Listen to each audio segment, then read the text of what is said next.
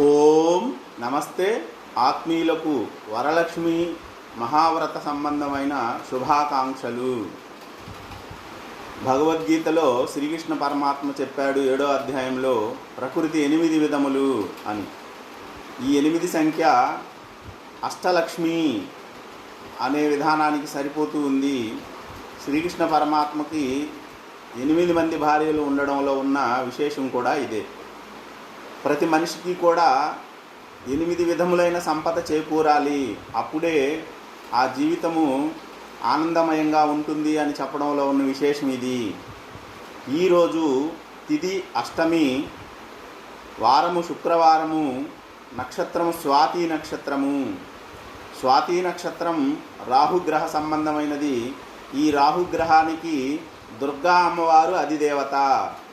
శుక్రవారము మహాలక్ష్మి రోజుగా మనం భావన చేస్తాము.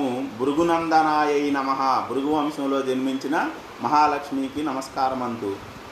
ఈ విధంగా వరలక్ష్మీ వ్రతం ఒక విశేషము, శుక్రవారము విశేషము, స్వాతి నక్షత్రం దుర్గా దేవత అధిదేవతగా మరొక విశేషము. అమ్మవారికి సంబంధించి పంచమి, అష్టమి, నవమి అనే ఈ తిథులు విశేషంగా అమ్మవారికి పూజించదగిన రోజులుగా మనం చెప్పుకోవచ్చు. కనుక ఈరోజు వరలక్ష్మీ వ్రతాన్ని ఆచరించే అందరికీ కూడా ఆ అమ్మవారి యొక్క అనుగ్రహం పూర్తిగా లభిస్తుంది అని చెప్పేసి నమ్మకంగా చెప్పవచ్చు. అయితే వ్రతం చేసేటప్పుడైనా, స్తోత్రపారాయణం చేసేటప్పుడైనా సరే మన మనసులో కొన్ని అంశాలు ఉండకూడదు, కొన్ని అంశాలు ఉండాలి. ఉండవలసిన అంశాలలో ఓర్పు ఒకటి, శ్రద్ధ ఒకటి, సమభావం ఒకటి, భక్తి కావాల్సింది. ఆడంబరము, అసూయ ఇట్లాంటి లక్షణాలు వద్దు. భక్తి శ్రద్ధలే ప్రధానమైనవి అమ్మవారి అనుగ్రహానికి.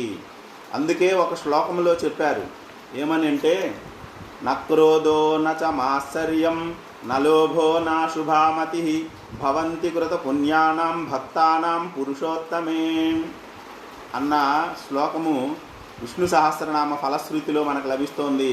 అలాగే అమ్మవారి స్తోత్రాలలో కూడా ఈ శ్లోకం మనకి కనిపిస్తూ ఉంటుంది.